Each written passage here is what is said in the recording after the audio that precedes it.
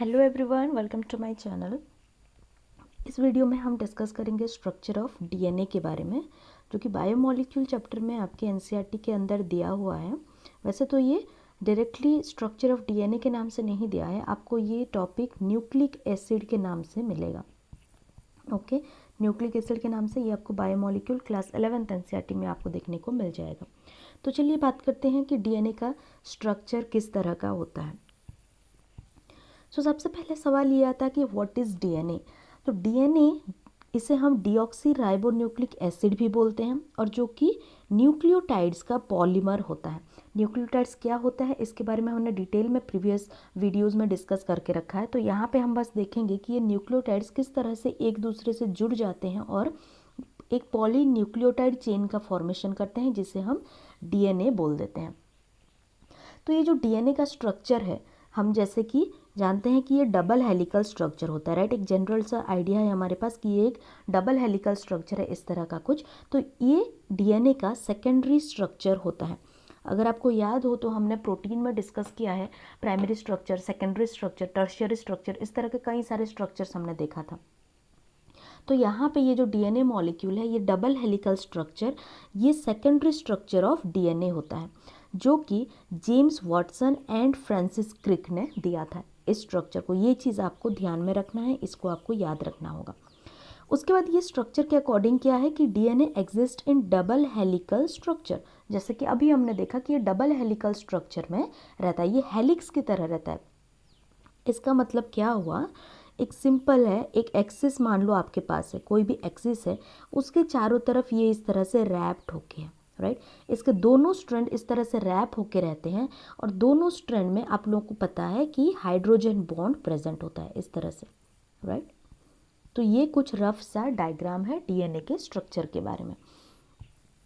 Next बात करते हैं कुछ फीचर्स, जो जब वाटसन एंड क्रिक ने ये डीएनए का डबल हेलिकल स्ट्रक्चर दिया था, उन्होंने इसके साथ साथ और भी कई सारी स्टडीज़ की थी। डबल हेलिकल स्ट्रक्चर ये उन्होंने बोल दिया था, इसके साथ साथ उसके अंदर कौन कौन से बॉन्ड प्रेजेंट होते हैं, किस तरह से जो बेसिस होते हैं एक दूसरे से बॉन्ड फॉर्मेशन करते हैं, उन सब के बारे में भी रिसर्च हुआ था, जो कि अभी हम एक एक करके देखेंगे कि इसका डिटेल स्ट्रक्चर उन्होंने क्या बताया। यहाँ पे सबसे पहला है, it is a double helical structure. Okay, both the strands of DNA are complementary to each other. Complementary होने का मतलब क्या है, अगर एक स्ट्रैंड में, जैसे कि हम जानते हैं जब हमने नाइट्रोजनस बेसिस के बारे में डिस्कस करके रखा था, तो उसमें दो तरह के बेस पाए जाते थे, एक होता था प्यूरिन और दूसरा होता था पिरिमिडिन्स। तो प्यूरिन्स जो होते थे आइदर एडेनिन और गुआनिन होते थे, और पिरिमिडिन्स जो होते थे साइटोसिन या फिर थाइमिन होता था डीएनए में। तो जब एडेनिन एक स्ट्रैंड में प्रेजेंट हो तो दूसरे स्ट्रैंड में वो थाइमिन के साथ बॉन्ड बना लेता है, हाइड्रोजन बॉन्डिंग, और अगर गुआनिन प्रेजेंट हो तो दूसरे स्ट्रैंड में साइटोसिन के साथ वो बॉन्ड बना लेता है। अगर आपको यहाँ पे एक चीज़ नोटिस कर सकते हैं तो वो ये है कि एक प्यूरिन के साथ एक पिरिमिडिन हमेशा बॉन्ड बना रहा है, और यहाँ पे भी एक प्यूरिन के साथ हमेशा एक पिरिमिडिन बॉन्ड बना रहा है। इसका मतलब वो कॉम्प्लीमेंट्री है। ओके, थर्ड पॉइंट क्या बोल रहा है कि two strands are anti parallel to each other. इसके बारे में हम अभी डिटेल में डिस्कस करेंगे कि ये एंटी पैरेलल नेचर क्या होता है। फोर्थ पॉइंट ये है कि बैकबोन जब फॉर्म होता है डीएनए का, वो शुगर एंड फॉस्फेट मॉलिक्यूल से बन के फॉर्मेशन होता है।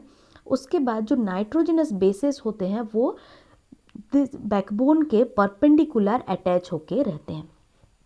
अब हमें ये पता है कि जो न्यूक्लियोटाइड्स होते हैं उनके पास तीन कंपोनेंट्स होते हैं। एक तो होता है शुगर मॉलिक्यूल, ओके, एक शुगर होता है, दूसरा ये है कि नाइट्रोजनस बेस प्रेजेंट होगा, और तीसरा होता है फॉस्फेट ग्रुप। तो अब देखते हैं कि ये तीनों ग्रुप्स डीएनए में किस तरह से एक दूसरे से जुड़ के रहते हैं।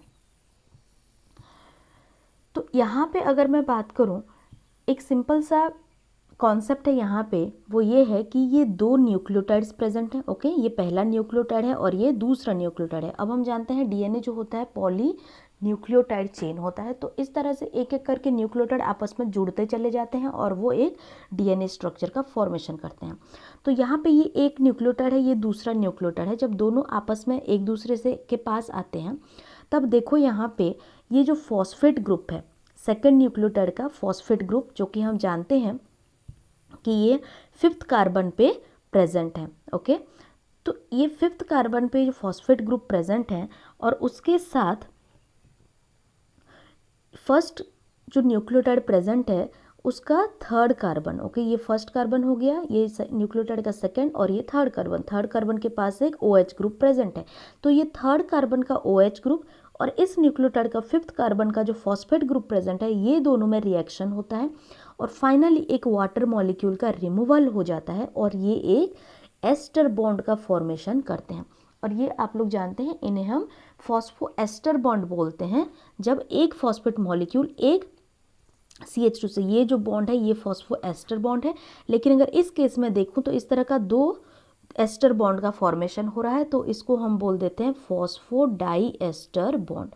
ओके, ये हो गया फॉस्फोडाइएस्टर बॉन्ड। इसका मतलब आप ये बोल सकते हो कि जब 2 न्यूक्लियोटाइड एक दूसरे से एक बॉन्ड के थ्रू जुड़ते हैं तो वो बॉन्ड का नाम क्या है, वो है फॉस्फोडाइएस्टर बॉन्ड। ओके, और एक बॉन्ड भी यहाँ पे आ जाता है। हम जानते हैं कि जब एक नाइट्रोजिनस बेस, ओके, एक नाइट्रोजिनस बेस जब एक शुगर के साथ अटैच होता है तो ये जो बॉन्ड रहता है ये होता है ग्लाइकोसिडिक बॉन्ड।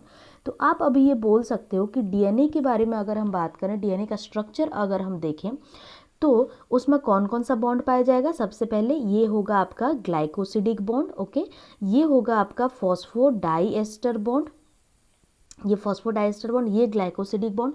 और जब ये बेस, एक हेलिक्स का बेस दूसरे हेलिक्स के बेस से जब ज्वाइन होते हैं वो हाइड्रोजन बॉन्ड के थ्रू ज्वाइंट होते हैं। तो 3 तरह के बॉन्ड आपके पॉलीन्यूक्लियोटाइड चेन में पाए जाएंगे।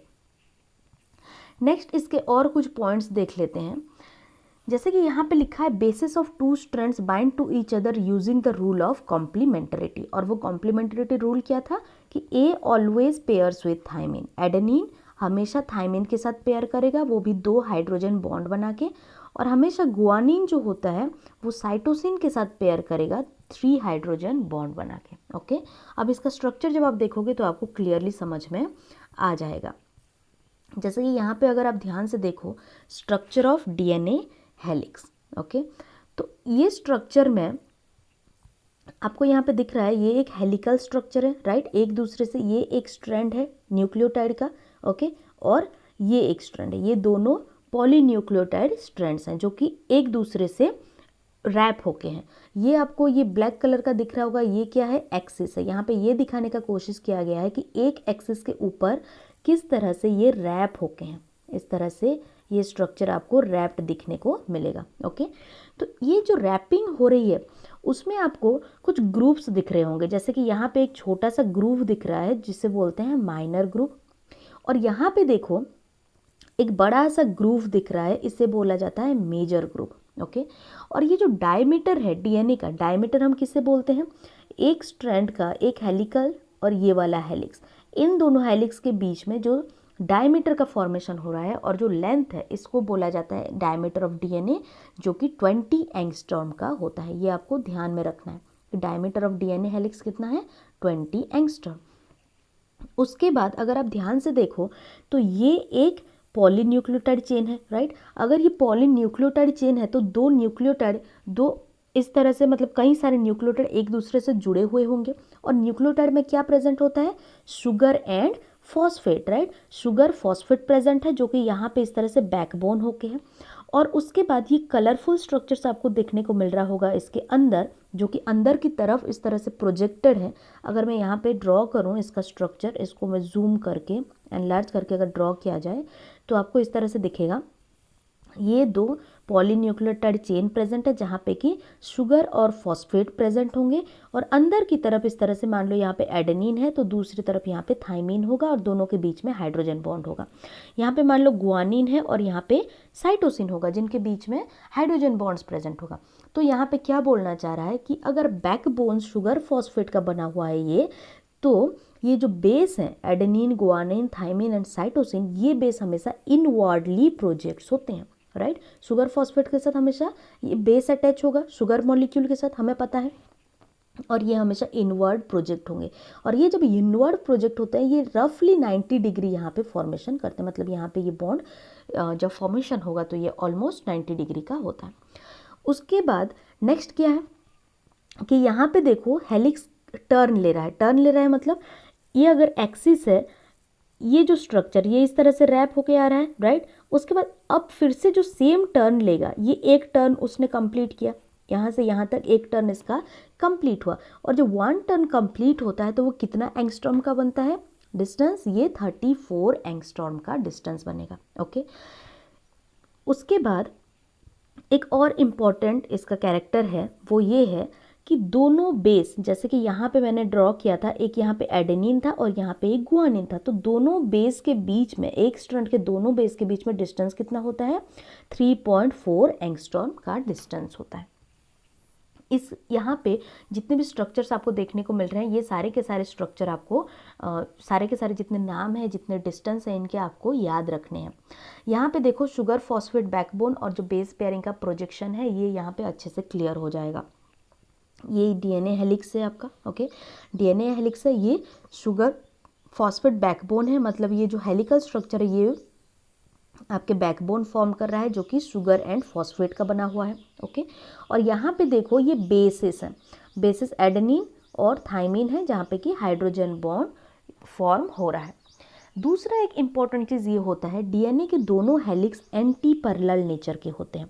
अभी एंटी पैरेलल नेचर क्या होता है, यहाँ पे ध्यान से देखो कि इस स्ट्रक्चर अगर आपको दिख रहा है, ये शुगर फॉस्फेट बैकबोन, तो ये शुगर इस तरह से प्रेजेंट है और यहाँ पे एक फॉस्फेट ग्रुप प्रेजेंट है। लेकिन हम अगर दूसरे तरफ के बारे में बात करें, दूसरे स्ट्रैंड के बारे में अगर आप बात करो, तो फॉस्फेट देखो यहाँ पे प्रेजेंट है, ये उल्टा हो गया है, शुगर को इन्होंने उल्टा रख दिया है, राइट, ऑपोजिट डायरेक्शन में। तो अगर इस डायरेक्शन से अगर हम ऊपर इस तरह से जाएं, मतलब नीचे जाएं, तो फिर यहाँ पे हमें क्या मिलेगा, सबसे पहले हमें एक फॉस्फेट ग्रुप मिलेगा। लेकिन हम अगर दूसरे स्ट्रैंड में इस तरह से जाएं इस डायरेक्शन में, तो यहाँ पे हमें फॉस्फेट ऊपर देखने को मिलेगा। ओके, तो ये है एंटी पैरेलल नेचर। अगर एक स्ट्रैंड इस डायरेक्शन में फॉर्म हो रहा है, तो दूसरा स्ट्रैंड इस तरफ से जा रहा होगा, मतलब फॉस्फेट को देखते हैं बस। फॉस्फेट यहाँ से जाओ तो इधर आपको देखने को मिलेगा, और दूसरे स्ट्रैंड में जाओ तो इस तरह से ऑपोजिट डायरेक्शन में आपको फॉस्फेट देखने को मिलेगा। तो इसलिए बोला जाता है कि डीएनए के दोनों स्ट्रैंड जो होते हैं वो एंटी पैरेलल नेचर के होते हैं। यहाँ पे एक और डायग्राम दिया हुआ होगा, लेट अस सी। ओके, डायग्राम नहीं दिया है तो कोई बात नहीं। यहाँ पे अगर आप बात करो तो क्या होता है, जनरली अगर इस स्ट्रक्चर में ही देख लेते हैं, तो एक स्ट्रैंड में देखो एक लास्ट में एक फॉस्फेट मॉलिक्यूल प्रेजेंट है। लेकिन अगर आपको शुगर का स्ट्रक्चर अच्छे से याद हो, तो यहाँ पे हमने बात किया था जो 2 प्राइम एंड 3 प्राइम पे, ये इसका सेकंड पोजीशन है, ये इसका थर्ड पोजीशन है शुगर का। तो सेकंड पोजीशन में क्या होता है, एक OH मॉलिक्यूल प्रेजेंट होते हैं, राइट। जैसे कि यहाँ पे इस स्ट्रक्चर में ध्यान से देखेंगे तो यहाँ पे क्या पता चल रहा है, देखो ये फर्स्ट है, ये सेकंड कार्बन है और ये थर्ड कार्बन है। सेकंड कार्बन में ध्यान से देखो यहाँ पे क्या प्रेजेंट है, एक OH मॉलिक्यूल प्रेजेंट है। हम यहाँ पे ये जो स्ट्रक्चर्स लिया गया है ये राइबोज का स्ट्रक्चर है। ओके, इसी वजह से ये सेकंड और थर्ड दोनों पोजीशन पे OH देखने को मिल रहा है। लेकिन अगर आप बात करो डीऑक्सी राइबोज के बारे में, तो डीऑक्सी राइबोज में क्या होता है, जनरली ये थर्ड पोजीशन में सिर्फ और सिर्फ H पाया जाएगा, आपको यहाँ पे O नहीं मिलेगा, मतलब OH ग्रुप नहीं मिलेगा, सिर्फ और सिर्फ H मिलेगा आपको। तो यहाँ पे सॉरी, ये सेकंड पोजीशन में सिर्फ और सिर्फ H मिलेगा और थर्ड पोजीशन में OH ग्रुप मिलेगा। ओके, तो यहाँ पे देखो ये थर्ड पोजीशन में एक OH मॉलिक्यूल प्रेजेंट है, राइट। तो अगर इस स्ट्रक्चर के बारे में हम बात करें यहाँ पे, तो यहाँ पे देखो ये फर्स्ट वाला कार्बन मॉलिक्यूल होगा इसका, ये सेकंड कार्बन होगा और ये यहाँ पे थर्ड कार्बन होगा। हमने क्या देखा कि थर्ड कार्बन के पास एक OH ग्रुप प्रेजेंट है, इस तरह से एक OH ग्रुप आ गया। ओके, इस तरह से क्या होगा, इस स्ट्रैंड के बारे में अगर बात करें, पहले वाले स्ट्रैंड के बारे में, तो इसका थर्ड कार्बन कौन सा है, 1 2 3, थर्ड कार्बन के पास एक फॉस्फेट ग्रुप प्रेजेंट है। तो ये जो फॉस्फेट यहाँ पे अटैच्ड है, किससे अटैच होता है, ये OH ग्रुप के साथ ही तो अटैच होता है, राइट। यहाँ पे हमने स्ट्रक्चर जब डिस्कशन कर रहे थे तब हमने यही तो देखा था, ये थर्ड फॉस्फेट जो प्रेजेंट है यही थर्ड OH जो प्रेजेंट है यही क्या होता है, फॉस्फेट के साथ बॉन्ड बना लेता है।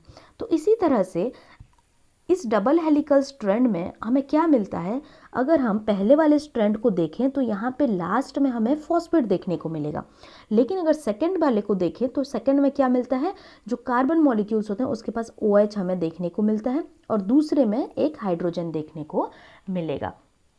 तो जब हम DNA के स्ट्रक्चर के बारे में बात करते हैं या DNA का स्ट्रक्चर फॉर्म करते हैं तो हमें क्या लिखते हैं जनरली, इसी को अगर हम बात करें तो ये स्ट्रैंड जो प्रेजेंट है ये फर्स्ट स्ट्रैंड मान लेते हैं और ये इसका सेकंड स्ट्रैंड मान लेते हैं। तो पहला स्ट्रैंड यहाँ पे क्या दिख रहा है आपको, लास्ट में एक फॉस्फेट प्रेजेंट है। ओके, ये फॉस्फेट प्रेजेंट है और फॉस्फेट कौन से कार्बन पे प्रेजेंट होता है, 5th कार्बन पे, इसीलिए यहाँ पे 5 प्राइम एंड बोला जाता है। और यहाँ पे ये जो सेकंड स्ट्रैंड है यहाँ पे क्या प्रेजेंट होगा, कॉम्प्लीमेंट्री बेस पेयरिंग हो रहा है, तो यहाँ पे 3 प्राइम एंड पे एक OH मिलेगा, तो ये कौन सा हो गया, 3 प्राइम OH एंड हो गया और ये 5 प्राइम फॉस्फेट हो गया। लेकिन अगर इस स्ट्रैंड का जस्ट अपोजिट वाला हम देखें, मतलब इसको इस तरह से लेके चलते हैं, इस तरह से ये वाला स्ट्रैंड है राइट, तो एक जगह अगर ये 5 प्राइम एंड हो गया तो दूसरी जगह पे क्या आ जाएगा, इस एंड पे 3 प्राइम OH ग्रुप आ जाएगा। जैसे कि यहाँ पे इसी पहले वाले स्ट्रैंड बात करते हैं, यहाँ पे सबसे ऊपर प्रेजेंट था एक फॉस्फेट ग्रुप राइट, यहाँ पे एक फॉस्फेट ग्रुप प्रेजेंट था, लेकिन इसी स्ट्रैंड के साथ सबसे नीचे में लास्ट में अगर हम बात करें तो यहाँ पे क्या प्रेजेंट होगा, इस शुगर के पास एक OH मॉलिक्यूल प्रेजेंट होगा, तो इसी वजह से यहाँ पे एक आ जाएगा 3 प्राइम OH। लेकिन अगर सेकेंड स्ट्रैंड के बारे में यहाँ पे हम बात करें तो फॉस्फेट ग्रुप प्रेजेंट है राइट, तो यहाँ पे 3 प्राइम OH प्रेजेंट होगा, सॉरी यहाँ पे 5 प्राइम फॉस्फेट प्रेजेंट होगा, तो इसी तरह से यहाँ पे एक 5 प्राइम फॉस्फेट मॉलिक्यूल प्रेजेंट है। इसीलिए हम जब DNA के स्ट्रक्चर को लिखते हैं तो हम किस तरह से इसे लिखते हैं, अगर हम रफली इस तरह से बनाएं तो इसका स्ट्रैंड हमें मेंशन करना ज़रूरी है। एक स्ट्रैंड अगर 5 प्राइम है तो दूसरा स्ट्रैंड क्या हो जाएगा, 3 प्राइम हो जाएगा, और उसी तरह से जो स्ट्रैंड इधर 5 प्राइम शो कर रहा था वो स्ट्रैंड इधर आके 3 प्राइम शो करेगा और यहाँ पे आपको 5 प्राइम शो करेगा। ओके, तो नेक्स्ट यहाँ पे कुछ और पॉइंट्स हैं जो कि हमने ऑलरेडी डिस्कस कर लिया है। यहाँ पे क्या लिखा है, step of accent is represented by a pair of base, मतलब इस तरह से अगर बेसिस प्रेजेंट है तो एक बेस के बाद जब दूसरा बेस आता है तो ये एसेंट हो रहा है, मतलब आगे बढ़ रहा है। ओके, तो एक बेस पेयर के बाद दूसरा बेस पेयर, ये क्या शो कर रहा है, ये स्टेप ऑफ एसेंट, मतलब एक के बाद दूसरा स्टेप आया, दूसरा हमने ऊपर थोड़ा गया। Okay, each step of accent in the strand turns 36 degree, जब एक बेस के साथ दूसरा बेस जब अटैच होता है तो ये थोड़ा सा टर्न होता है क्योंकि ये हेलिकल स्ट्रक्चर है। ओके, ये अगर हेलिकल स्ट्रक्चर है तो यहाँ पे अगर मान लेते हैं एक बेस है और यहाँ पे एक बेस है, तो यहाँ पे आपको दिख रहा होगा थोड़ा सा टर्निंग है, थोड़ा सा ये बेंट हो चुका है, तो ये बेंट ये कितने डिग्री से पे होता है, ये होगा 36 डिग्री पे इसका बेंडिंग होगा। तीसरा पॉइंट हम ऑलरेडी कवर कर चुके हैं कि the helical structure also results into minor groove and major groove, ये माइनर ग्रूव और मेजर ग्रूव का फॉर्मेशन करता है। पिच ऑफ हेलिक्स जो होता है वो 34 एंगस्ट्रॉम का होता है, राइज पर बेस पेयर 3.4 एंगस्ट्रॉम का, और डायमीटर जो होता है वो 20 एंगस्ट्रॉम का होता है। हम ओवरऑल फिर से एक बार DNA का स्ट्रक्चर देख लेते हैं। ये मान लो एक DNA का स्ट्रक्चर है इस तरह का। ओके, यहाँ पे मान लेते हैं एक तरफ अगर 5 प्राइम फॉस्फेट ग्रुप है तो दूसरे उसके पास 3 प्राइम एंड होगा। ओके, और इसी का 5 प्राइम के बारे में अगर हम बात करें तो इसका दूसरी तरफ 3 प्राइम OH ग्रुप प्रेजेंट होगा और यहाँ पे एक 5 प्राइम फॉस्फेट ग्रुप प्रेजेंट होगा। उसके बाद कुछ minor group and major groups होते हैं। यहाँ पे देखो ये ग्रुप फॉर्मेशन हो रहा है, ये छोटा सा ग्रुप है तो इसको हम क्या बोल देंगे, माइनर ग्रुप, ये हो गया माइनर ग्रुप। और यहाँ पे देखो ये बड़ा सा एक ग्रुप प्रेजेंट है, इसको हम बोल देंगे मेजर ग्रुप। उसके बाद जो हेलिक्स का फॉर्मेशन होता है उसका हमने डायमीटर देखा था राइट, हेलिक्स का डायमीटर, ये जो डायमीटर है ये डायमीटर कितना आ रहा था, 20 एंगस्ट्रॉम का डायमीटर आ रहा था। उसके बाद हमने क्या देखा, जब बेस पेयर्स एक दूसरे से, एक बेस पेयर दूसरे बेस पेयर से कितने डिस्टेंस में रहता है, ये होता है 3.4 एंगस्ट्रॉम, ये डिस्टेंस में रहेगा। उसके बाद अगर एक हेलिक्स के बारे में बात करें, एक बार जब टर्न होता है, वन टर्न के बारे में अगर बात करें तो ये कितना एंगस्ट्रॉम का रहता है, 34 एंगस्ट्रॉम का। यहाँ से आपको पता चल रहा होगा अगर दो बेस पेयर के बीच में डिस्टेंस 3.4 एंगस्ट्रॉम का है और जब एक टर्न होता है उसमें अगर डिस्टेंस 34 एंगस्ट्रॉम का है तो टोटल एक टर्न के अंदर कितने बेस पेयर आते होंगे। तो ये कैसे आप कैलकुलेट करोगे, 34 angstrom divided by 3.4 angstrom. Okay, तो ये अगर आ गया तो फाइनली इसका आंसर आएगा आपके पास 10। इसका मतलब जब एक टर्न लेता है डीएनए का तो वहाँ पे हमें 10 बेस पेयर देखने को मिलता है। और बेस पेयर क्या है, जब एडेनिन थाइमिन के साथ बॉन्ड बना रहा है तो वो एक बेस पेयर हो गया, क्योंकि ये एडेनिन एक बेस है, थाइमिन एक बेस है, दोनों एक साथ जब बॉन्ड फॉर्मेशन कर रहे हैं तो ये क्या बना रहे हैं, बेस पेयर बना रहे हैं, जिसे हम BP भी लिखते हैं। तो ये था कुछ इसके सैलाइंट फीचर्स के बारे में जो डीएनए का। ओके, होप कि आपको ये समझ में आया होगा। ये जो स्ट्रक्चर है इसके सारे पॉइंट्स हैं, ये सारे एनसीईआरटी से लिए गए हैं। तो होप कि ये क्लियर हो गया होगा आपको। अगर क्लियर है तो आपको मुझे कमेंट सेक्शन में बता सकते हैं, और अगर आपको कुछ और इम्प्रूवमेंट्स चाहिए तो वो भी आप डेफिनेटली मुझे बता सकते हैं। So thank you so much for watching this video.